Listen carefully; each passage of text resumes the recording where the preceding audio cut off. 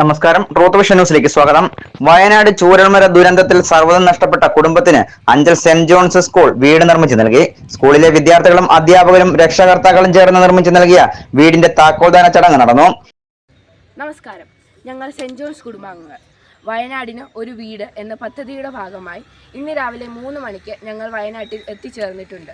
അഭിവന്ദ്യ പിതാവ് ക്ലിമ്മിസ് കാത്തോലിക്ക ബാബയുടെയും മാനേജ്മെൻറ്റിൻ്റെയും പ്രിൻസിപ്പലുടെയും മറ്റ് അധ്യാപകരുടെയും നേതൃത്വത്തിൽ താക്കോൽദാന ചടങ്ങ് നടക്കുന്നതായിരിക്കും. എല്ലാവരുടെയും ആശംസകളും പ്രാർത്ഥനയും പ്രതീക്ഷിക്കുന്നു. നന്ദി. മേജർ ആർച്ച് ബിഷപ്പ് കർദിനാൾ മാർ ബസേലിയോസ് ക്ലിമീസ് കത്തോലിക്ക ബാവ താക്കോൽദാന ചടങ്ങ് നിർവഹിച്ചു.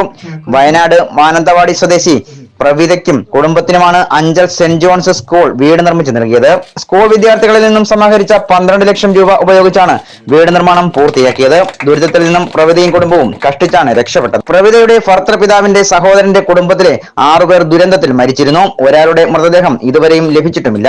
മീനങ്ങാടി പഞ്ചായത്തിൽ കോളമ്പറ്റിയിൽ കുടുംബത്തിനുള്ള വസ്തുവിലാണ് വീട് നിർമ്മിച്ചു നൽകിയത്. School local manager father Boaz Mathew ആണ് വീട് നിർമ്മാണത്തിന് നേതൃത്വം നൽകിയത്. Bathery bishop doctor Joseph Thomas, school principal Mary Pothan, വിദ്യാർത്ഥികൾ, അധ്യാപകർ എന്നിവർ ചടങ്ങിൽ പങ്കെടുത്തു. News desk truth vision news.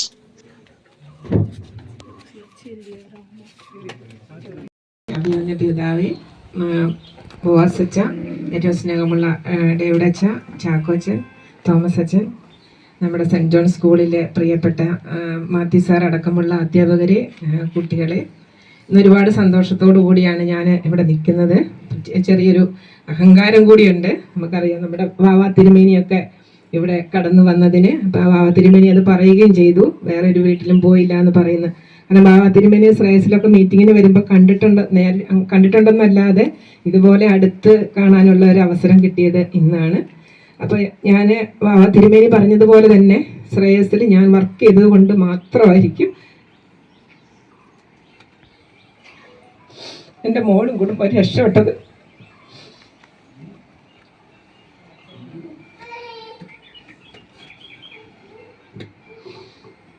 ഇപ്പോഴും അവരുടെ കുടുംബത്തിലെ ഒരാളുടെ ബോഡി പോലും ഇതുവരെ കിട്ടിയിട്ടില്ല.